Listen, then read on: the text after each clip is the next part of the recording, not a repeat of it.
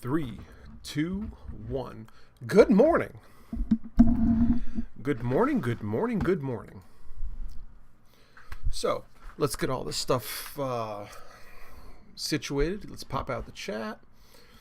Get everything ready to go. Pop out. Control, copy. One day, I will actually be prepared for this.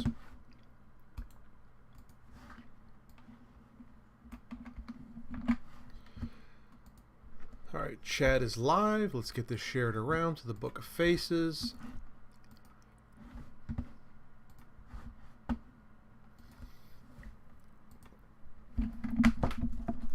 And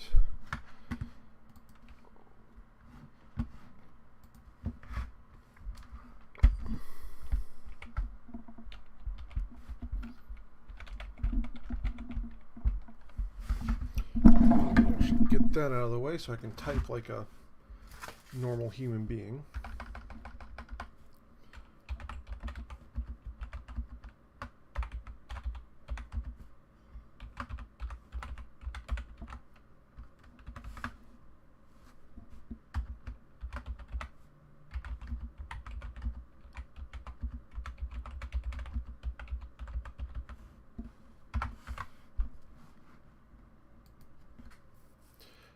Okay,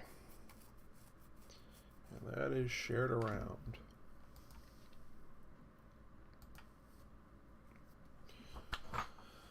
So, got a few things here to talk about. I don't know if you can see any of them in the background. Let me just try and organize a little bit because there's a few things to go over as we get along on this.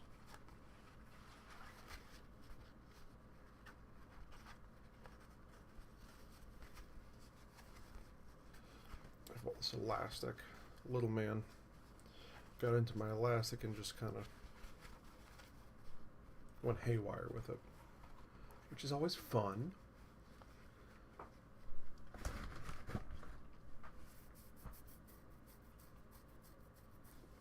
So,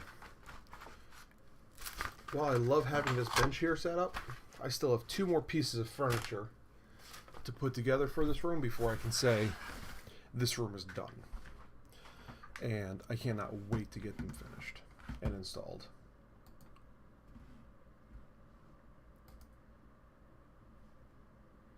Because, oh my god, I cannot wait just to get things done together and put out of the way, you know? And good morning, Alan, and good morning, Eileen. Nice hurdy-gurdy. Well, thank you. It was this is a birthday present. So it's not really, I still need to tune it.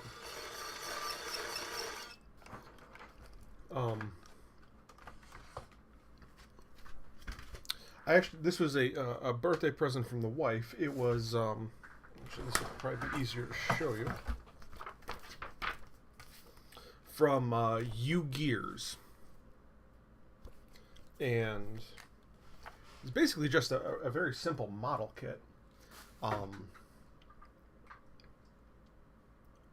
Like there's no glue or anything. You just have to sand a couple parts.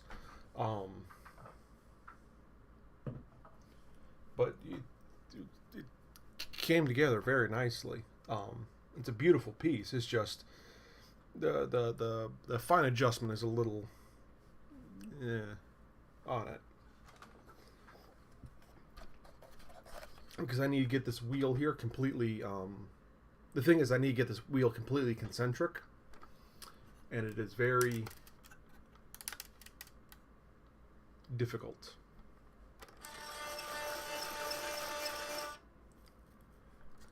But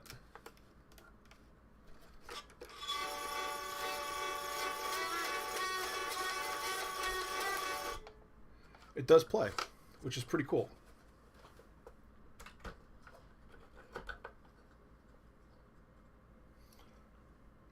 So once I get that wheel completely tuned, because they were both kind of staggered like that, but also a little cattywampus.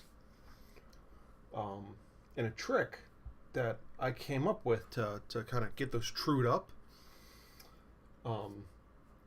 was taking a piece of scrap wood here, and they give you a piece of 150 grit, but I started off with 80, and I just kind of wrapped it around and just kind of put it at a middle point and clamped it down and just cranked the hell out of it. It took a while, but eventually got everything kind of in line and concentric around the central axis. And then I went up to 120 and then finished off with 150, and I kind of chamfered the edges just so there was no sharp edges to potentially overwear the strings and cut them, because I already did that once. But yeah, it is a cool little thing. It's super mechanical. So you got the crankshaft here, which turns, 2 sets of gears here, which turns the metronome wheel, which turns some planetary gears on the inside. And then you even have the keys here, which are really cool, and the top is also a mechanical gear-driven system.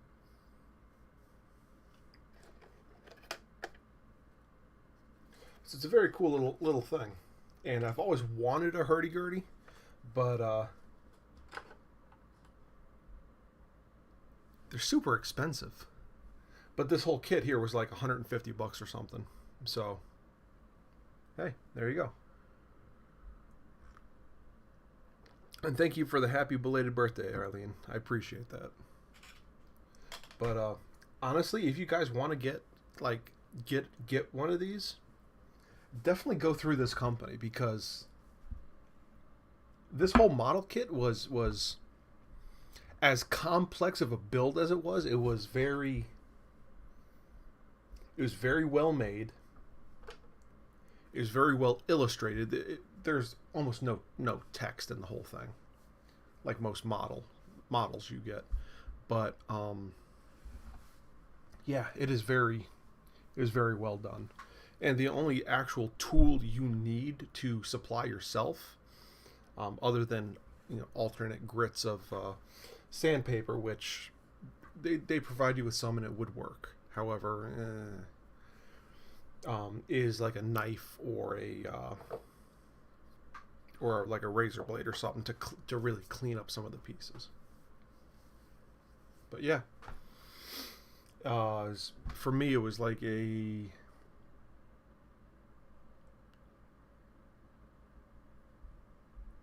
10 to 12 hour build. Yeah, so it was nice. It was fun. Let's see, what else? There's a thing here that I'm actually going to be running an experiment on while you guys are here with me. Ah, there it is. I made a knife. Let's get rid of this page. Made a knife. Little focus. Little Damascus knife. And you've all seen the pictures of this, that I was doing the spine work on. Has mosaic pins on it, which that was the prettiest. So let me see if I can get it to focus in on that. Will it focus? How about that one? No, not really. Oh, they look better in person. But in the course of hardening this and tempering it and getting all the fit and finish together, the pattern kind of disappeared a little bit. So I have to re-etch it before I sharpen it. So my plan on that, I swear I had it. There it is. I'm going to stab a lemon.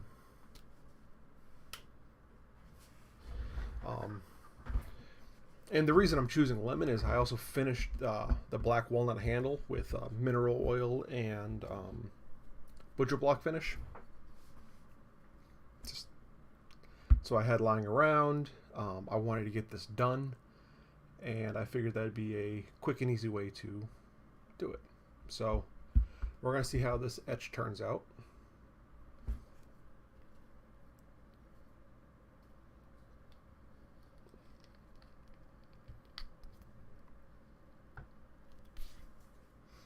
Ooh, and it smells nice. Good morning, Jill. So yeah, I just stabbed a lemon. For science! This is actually part of a larger experiment for a couple Damascus swords I'm going to be doing. So we're going to set that to the side and just see how it develops over time. And if it does develop nice, I'll... Cause I still have to do the back and everything else and blah, blah, blah, blah, blah. So, Alan, Jill, and Eileen, how are you guys doing today?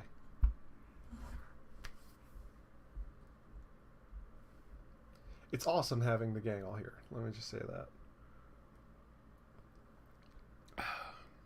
that.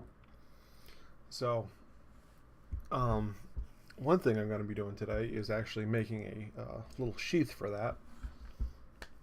And, yeah, I think that'll be a fun little thing.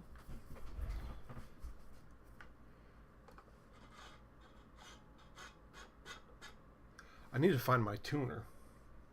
Or download one on my phone. So I can actually get that tuned up right. Now, they say the primary string's supposed to be in D, I believe, but I'm not sure.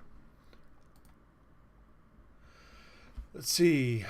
Jill, trying to avoid the plague in the plague house. Oh, shoot. And Eileen, I'm feeling better, but over diff it yesterday. Well, clearly you still are.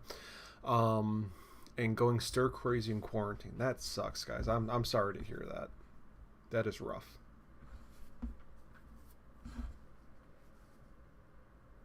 When do you guys think you're going to be out and being able to be human again?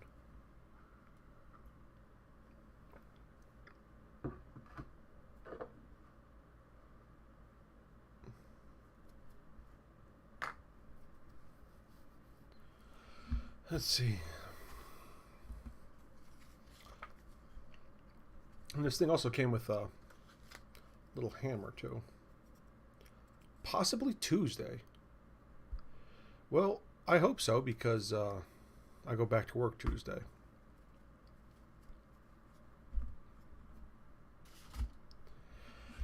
Yikes.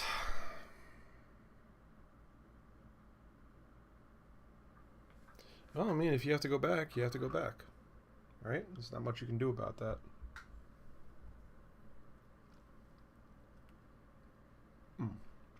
And yes, I'm having cookies as per usual. Because cookies and coffee are... It is just the breakfast of champions. There's no debate.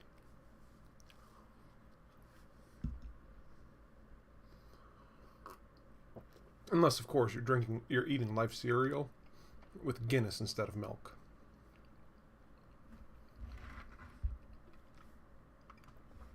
That is a Chris Knight College special.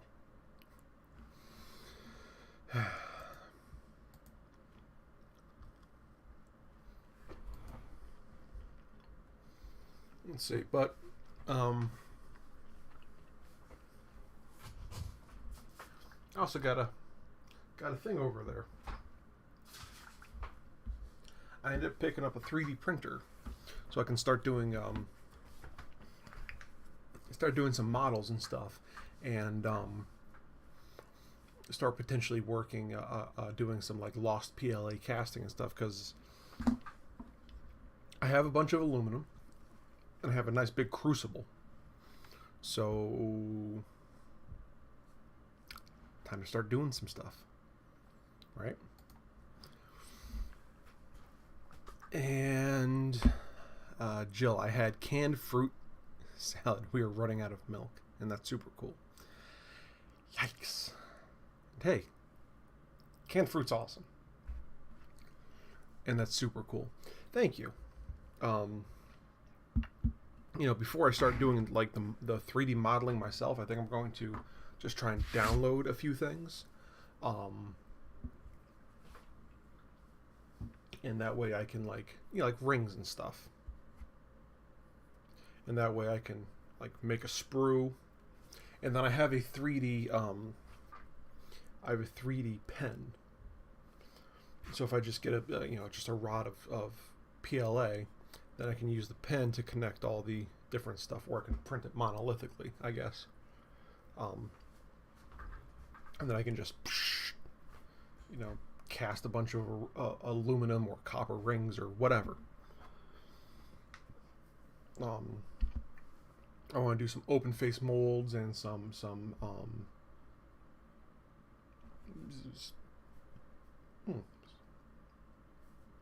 why do I have the hiccups? I'm drinking coffee. Anyways, I want to try and do some open face molds and stuff. Maybe do some, try and like cast some historic weapons. But there's a lot of different places where I want to kind of branch out in.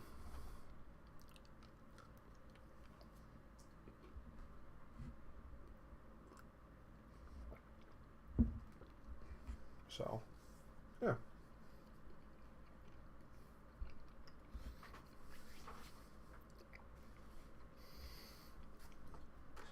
I love that thing. What else? Yeah, so other than resting today, I'm prepping over 30 tumblers so I can start cranking them out. Just got a shipment of tumblers and a new type of man tumbler. See the picture. Man tumbler. How's a man tumbler?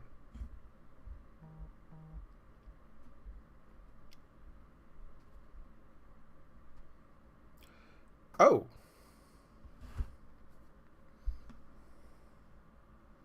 Well, okay then.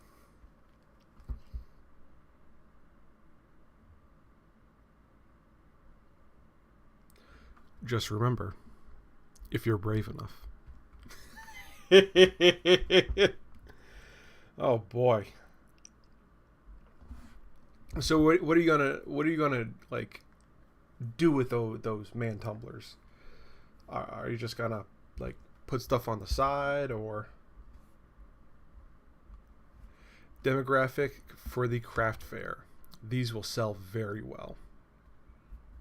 Well, I'm sure. That is a very gimmicky type tumbler. So I can think of like 3 or 4 guys who would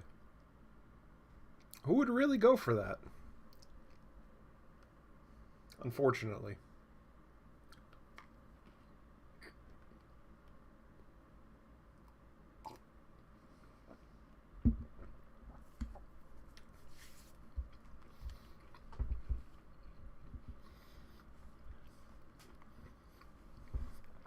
Wood grain with a tattered flag. You were just really trying to get that patriotism boner going for that craft fair, aren't you?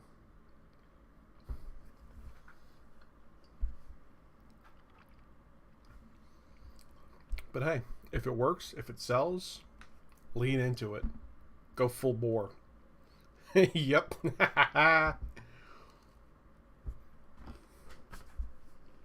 Hey, there you go.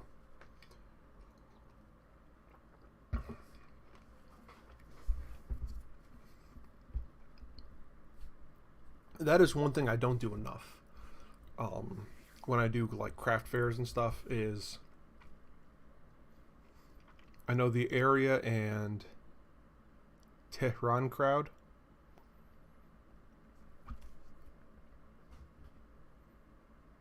Tehran. Oh. I don't go towards. I don't tailor things to one demographic or another. I just go as, hey, this is Knightsmith. This is the cool shit I do. If you want it, come buy something. I know the area and the crowd. Well, that's great.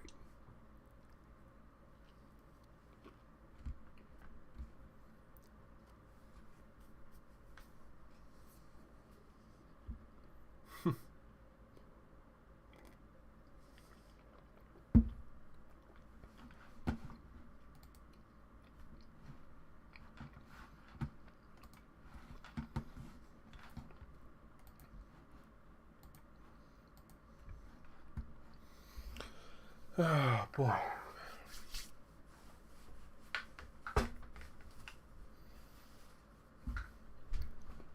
So.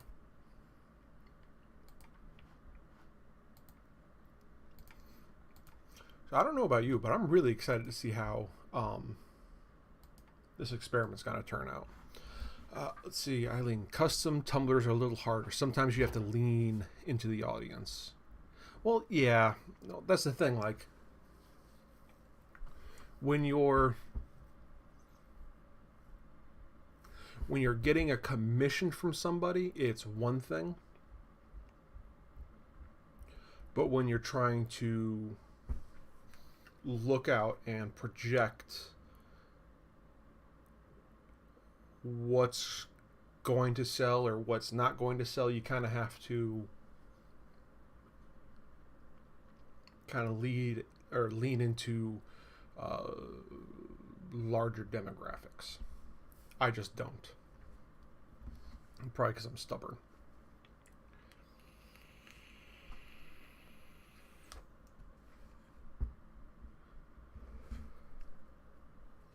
And I am a little stubborn, I think. I think that kind of comes with the territory. How do I have this all?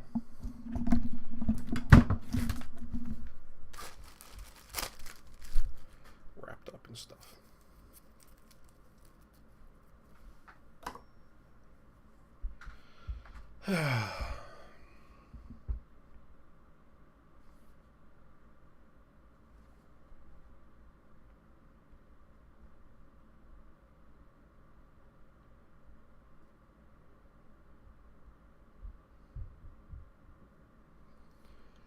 Let's see. I just got like a billion notifications.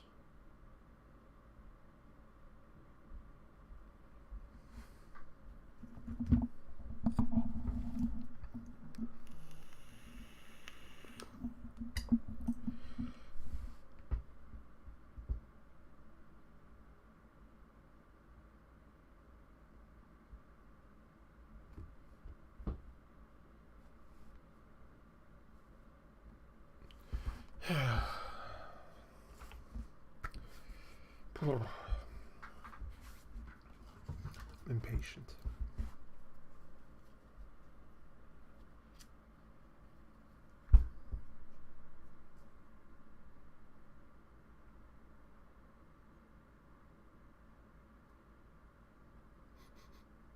It smells good.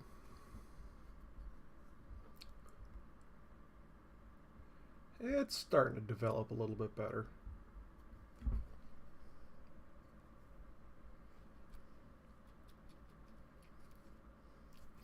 Maybe if I kind of like juice it up a little bit. Well, you see my newest project, and now it's complete. Now I want to move on to the next one. So what is your next project? Gotta be Alan. Know that you're bringing it up.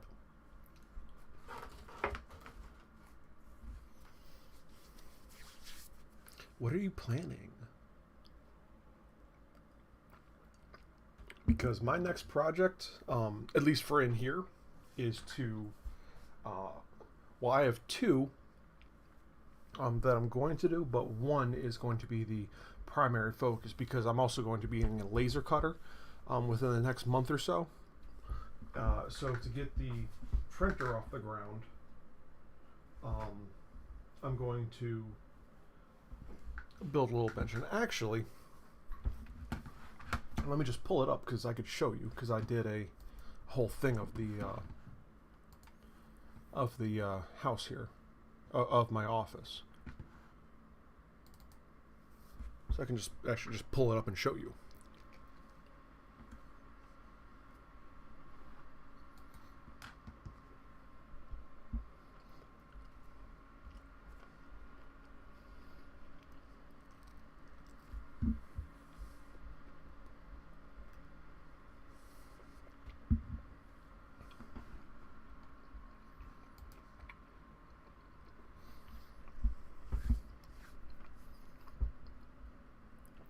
And Jill, I'm doing some weaving on the loom you made next to some garb. That's awesome. That is one thing that I don't think I would like to learn how to do it and learn how to get everything set up, but I don't think I'd ever just sit down and do that. But that is cool. And you come up with some really great patterns on that loom. I'm glad it works out so well for you. So, how do I do this? Because I think I have design screen. Yes, yes. All right, so I'm going to pop over to the design screen now. And I can show you what the rest of my plans are for this office. Thinking about a wood paddle next. Nice.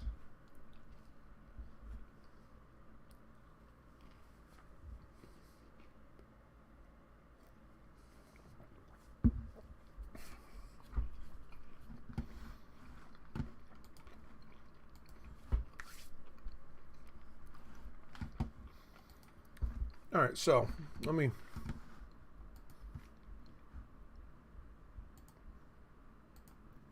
remove all of that. So here's the office. It's actually really small. It looks way bigger on camera. You saw I got my computer back there. I have the leather working bench that I did a few weeks ago.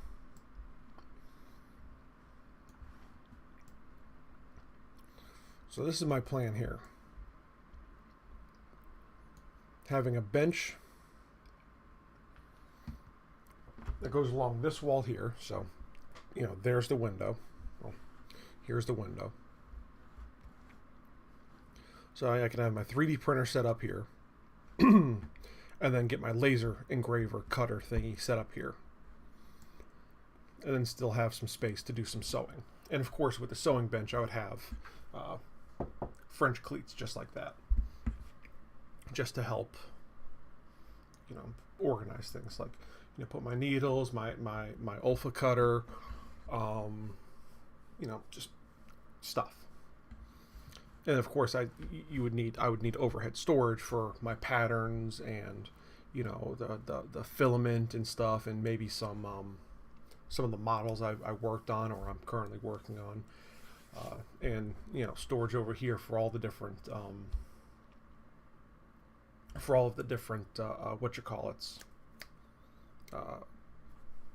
bins of fabric. And this way, with those two benches and this guy already helped out a ton. Like, this is the cleanest this room has been since we've moved in. But this will help me get everything up off the floor and organized. The biggest thing is between now and like Friday, I need to get rid of a architectural plotter, which is a giant printer. It's like that big around and like 5 feet long. But so there's my thoughts, and yeah, there's even little models that you can import of like sewing machines and stuff, so it's cool. Good morning, Ken. How we doing, brother? Let's get back over to the other screen so I could actually read what you guys are saying here. Good morning, Governor. Good morning, good morning. Oh, Ken, I saw your videos on... I didn't watch the full thing, but I saw your videos on... You got the that poor man's pressure pot working and stuff. How did that work out for you?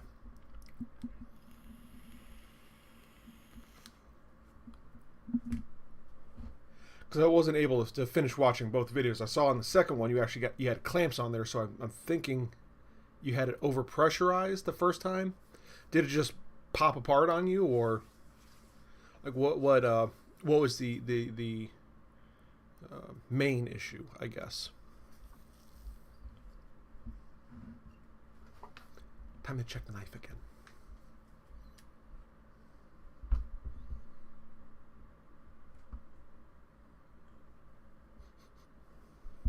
Didn't even make 10 pounds with the clamps.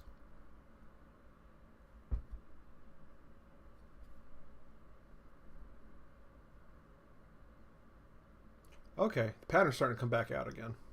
That's good. On the back, maybe just a little. So what was the main issue? Did the top just keep popping off or something, or did it might be a bad gauge on the pump? Okay. Well, yeah, pop the top. Okay. Because what I'm thinking is, what if I make you a like a circular insert, basically, and we could hog out little spots for your valves, but then clamp, put your top on, put that plate on, basically, and then see what it can hold. Because if the top is the issue, we can fix that pretty easily, I think. I may have had more than 10 in it. That's the thing. Also, like a lot of gauges, at least most standard gauges, pressure gauges, what you have to realize is they're not good at reading small fluctuations. There's a lot of, until they reach like 15 to 20 pounds, there's a lot of play in the needles. So I could easily see that being a problem. Is you might have thought you had 5 or 10 pounds in there and you really had like 15. And I was thinking the same thing about the top. Okay, so at least we're on the same page about that. And of course that wooden potato chip under the same kind of pressure as that thin plastic would. Now, if the sides or the bottom were buckling, it'd be a little bit more difficult to address that. Well, the bottom, I guess you could still do a plate, but then you'd have to do a top and bottom plate. But I think that the lid would be the weakest point, because that's the thinnest plastic. And if we can get yours to work, then that's going to make life a lot easier for me as well. Simply because I can then, basically we're doing all the troubleshooting on your shit. So when it comes time for me to make mine, I can just duplicate it.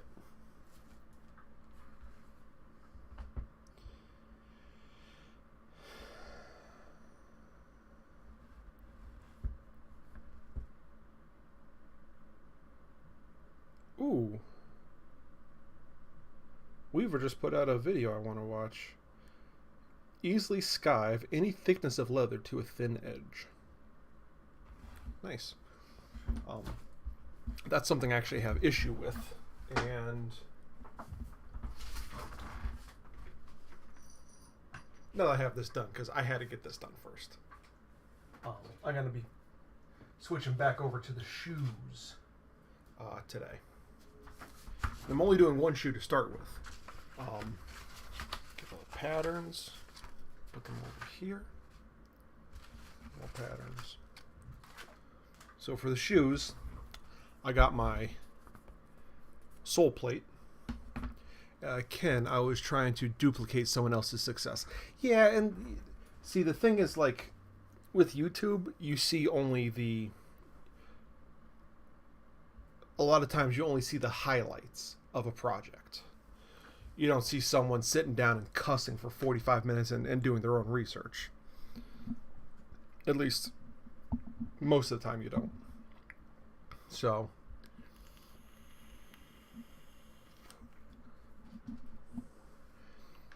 not that they're trying to be deceitful or purposely deceitful. It's just the nature of the beast. I got the sides of the shoes all done. And the top. The top is the coolest part. I don't know if you can see. There you go. Look at that. Isn't that gorgeous? I'm actually in the process of filming this as I'm going through the steps. But with this guy, kind of like I was just saying, with you don't see their, a lot of times you don't see their problems, you just see their successes. Like with this guy here,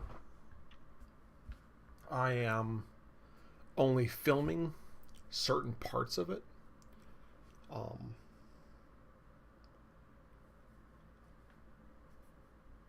Like I'm not adding this into the filming aspect of it, but if this works, you're gonna see everything, and if not, you ain't gonna see shit except for like this.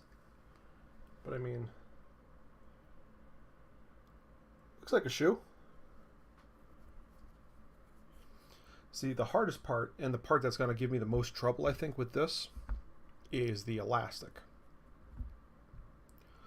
Because the original shoes have elastic, so your feet can kind of flop in and out nice and easily. But with this, I actually had to get creative with my glue up and actually glue a void in there. So I have a big pocket, which is going to be this elastic here, which is also, this is 3-inch elastic. I think the other one used 2-inch or 1-inch elastic bands, and the other shoe is also all fabric, so a little bit easier there. But I wanted something a little bit bigger, a little bit hardier. So I use nice thick leather. This leather is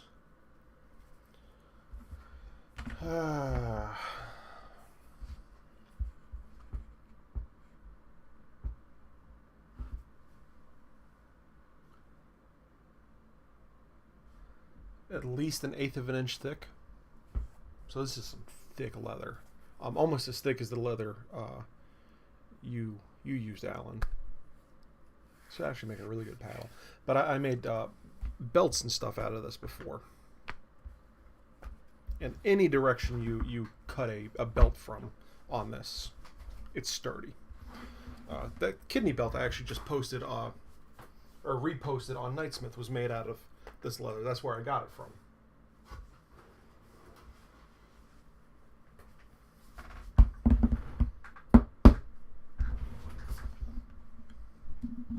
Which is quite helpful, actually.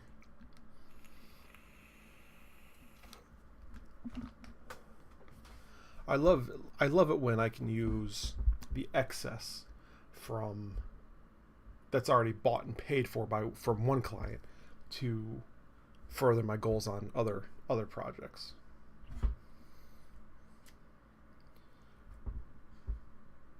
Yeah. All right. Pattern's starting to come back out, guys. Though I'm getting a little bit of staining on the blade. Alan, do you know anything that could help that? I mean, I know I'm not using really the right acid. I'm getting kind of a multicolor look, color scheme on this too. But that pattern's starting to etch again. It's starting to come back out. I know I'm like 5 years old sometimes, but this is really exciting to me.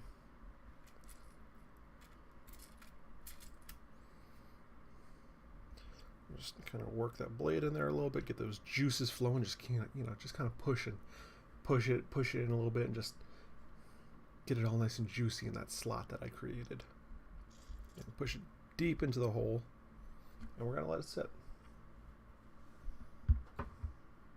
And yes, I was very deliberate with how I said that.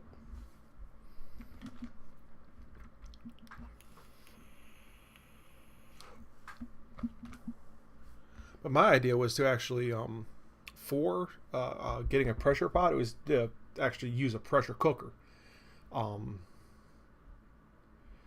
And take off, remove the blow-off valve and insert my valve stuff there as my poor man's cover. And Alan, potentially doing multiple treatments, cleaning up in between immersions. That'd be a good idea.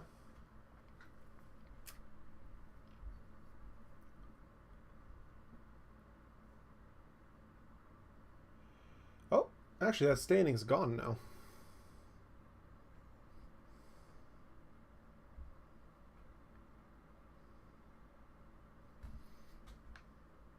So maybe it's just some junk on there, but maybe also just, thrusting the tip in and out. Cleaned it up a little bit. I'm getting a slight oil slick color on here now, though, which I'm not opposed to. The biggest thing is just getting that etch to come back, at least to some degree.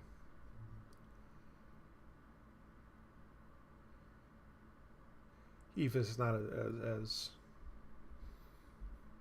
full and continuous as the rest of it, it's better than nothing.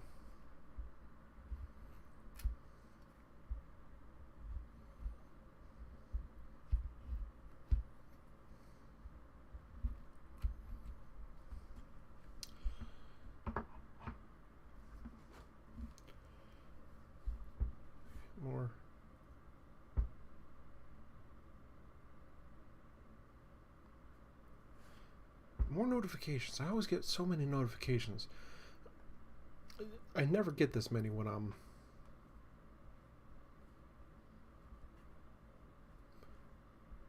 just sitting around,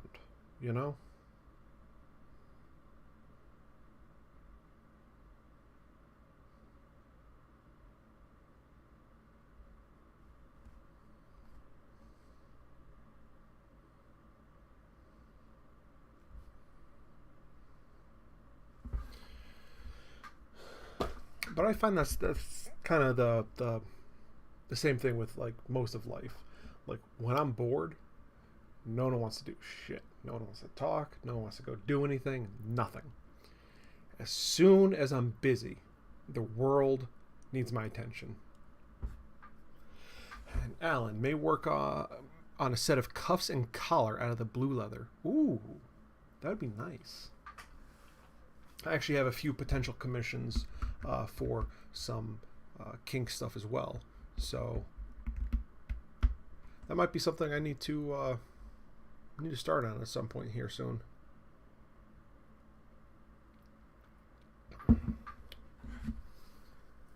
One is for like a bracelet that you can wear in public, and it actually kind of, by looping it and doing something to it, it actually converts into a set of handcuffs. And maybe back them with rabbit fur. Ooh, that would be nice. Actually, I picked up this faux velvet from Joann Fabrics, and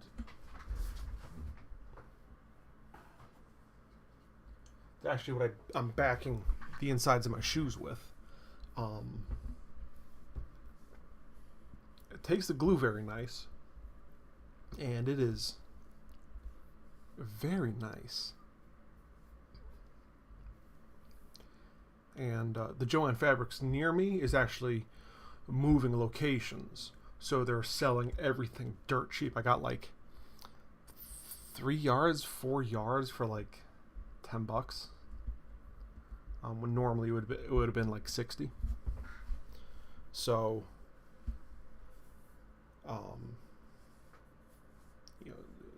check to see if they're still doing that sale, but that might be something you wanna grab too, because it took the glue super nice. It feels very nice, very luxurious.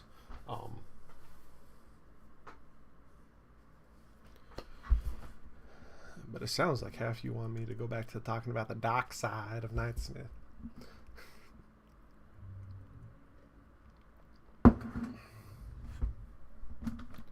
But more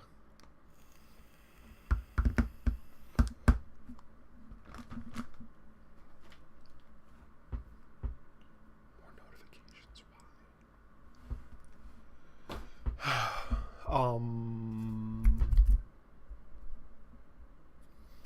But yeah, that sounds really nice. Last time I tried to work with rabbit fur, I was making my slippers, and it did not turn out well. I got about 15 yards of that burgundy red velvet lining sitting in a bag. Ooh, burgundy velvet. That sounds nice. Personally, I like black, but that's also because you know black's my favorite color. I also need to get my sewing station set up soon, because technically my sewing machine can sew leather.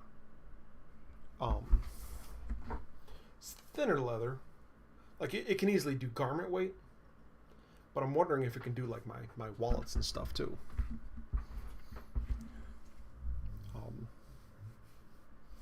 And Ken, kind of in your line of making your own pressure pot, I'm actually thinking about making my own clicker press. What are they doing downstairs? A herd of elephants down there. Trying to make my own clicker press for, cutting out leather stuff. So, I love how crafty everyone around me is. It's awesome. Just as an aside, it's awesome how crafty y'all are. Makes me happy. But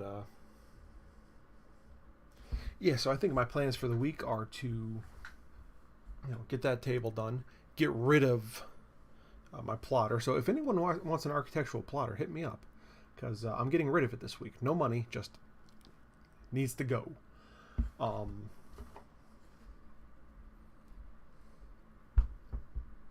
that staining's back. That's just the juice. Oh, so that's what that is. That's just oxidized juice is what it is. Okay. Yeah, it's starting to come back. That pattern's starting to come back nicely. All across it. Haha.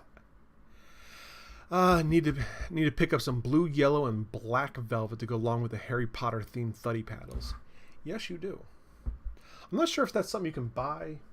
Can you buy that white and then dye it, or do you have to buy it as the color? Or is that even something you want to get into?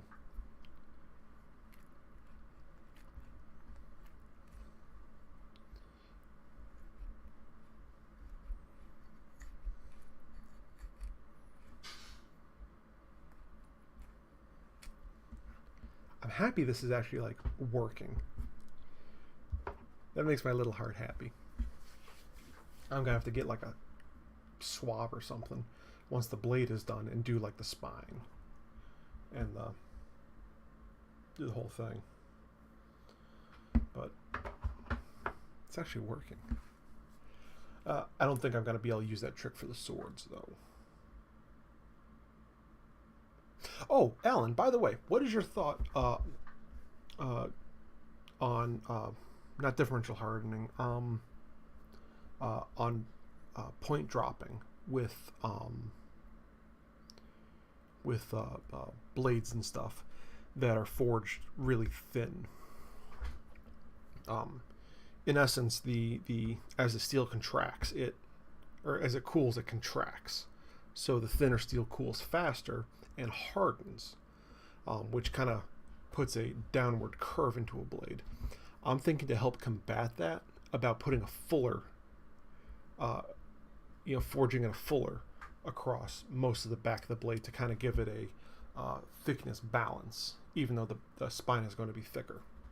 What are your thoughts on that? And it also kind of give the back side of it like an I-beam structure, which should also help reject that point hardening, or that nose drop, or whatever you want to call it.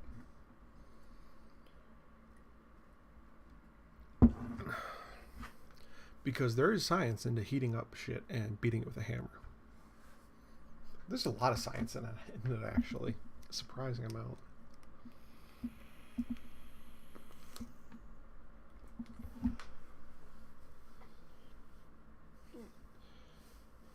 And I did a few experiments last week, which is actually why this knife came about in the first place, on some of that Damascus that I got. And I have come to the conclusion, unfortunately, that those blades have to be mostly ground to shape instead of forging them to shape, which I would have preferred. But I tried to thicken up the metal by shrinking it down, and it was an issue. It was a real issue. It's also like my first time working with large pieces of Damascus, so. Anyways, we're getting towards the end of the day, so let's talk about what we're going to be doing for this week. This week I'm going to be working on some swords, and I'm going to be working on the church, and I'm going to be working on building this table. Maybe going thicker and resorting to stock removal. Yeah, I was thinking about leaving the edge. Normally I leave the edge about a 32nd of an inch, but I think with these, since it's going to be so long and so narrow of a profile, that I think I might leave it at almost an 1/8 of an inch.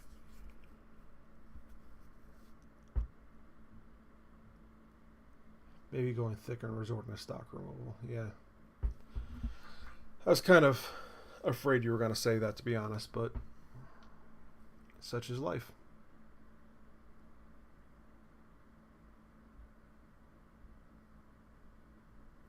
Well, thankfully I have that all that blue stuff, that blue marking fluid, so it should be relatively easy to mark the whole blade out. And also, it's going to be for a cane sword, and the client wants a quick release mechanism. What I'm thinking of, and I got this actually from a carabiner that I have, it has two little arms that have opposing neodymium magnets in it, so they always want to push out. But the plate in between them is steel. So when the plate is in between them, it wants to snap in place. I'm kind of thinking about doing the same thing with these magnets. Having the bolster actually have two little, square cutouts where these magnets would go in and clamp around the blade, clamp to the blade, and then they wouldn't be able to get out of the bolster until you press the button here to kind of force them apart.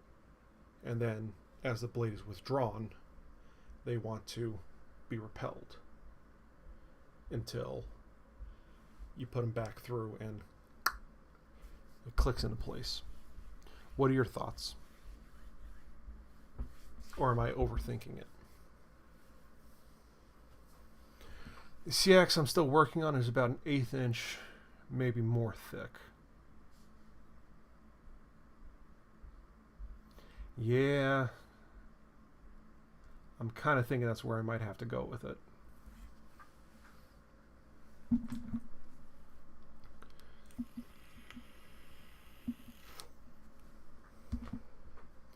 Also, I think to get a good heat treat on these blades, I'm going to have to build a custom, well, I guess they're all custom really, build another forge, a temporary one or something, that's going to sit on the assembly table, and then a quench tank next to it. I'm thinking it's going to be like 36 inches long, and go in through 6 inches, and every 10 inches from there is going to have its own burner. So it'll be a 3 burner setup. What do you think about that? because I think that'll be the best way to get that nicest, most even heat on it. And if I do swords in the future, I already have the setup for it. Now, I know the coal forge is kind of ideal for like heating up small sections, so that'd probably be the easiest to manipulate the steel, so I can kind of work it back. But when it comes to doing the heat treating and stuff, I think having my own basically dedicated sword forge would be the way to go. What do you think? Because I'm also, thinking about like all the stuff I see on Forged in Fire, and how when they're doing their blades, they usually have 1 or 2 hot spots, but their forges are only like, a foot long or something, which is ideal for working on knives. But when you work on something that's more than the size of a knife, I want a good long, even temper across the entire blade.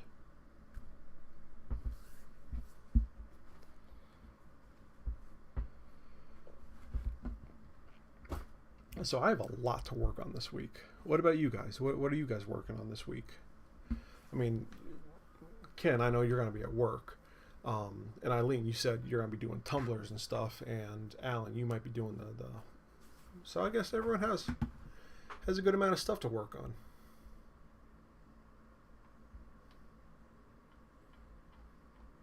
Which is fantastic. Alright guys, well it's 10 o'clock. So thanks for watching. I appreciate it. I appreciate you. My hair is going crazy. And thanks for and thank you for helping make this world better, one kerf at a time. See you next week. And would give you a way to evenly heat it and not have to worry about messing with a torch. Yes. Alright guys, thanks for watching. I'll talk to you later.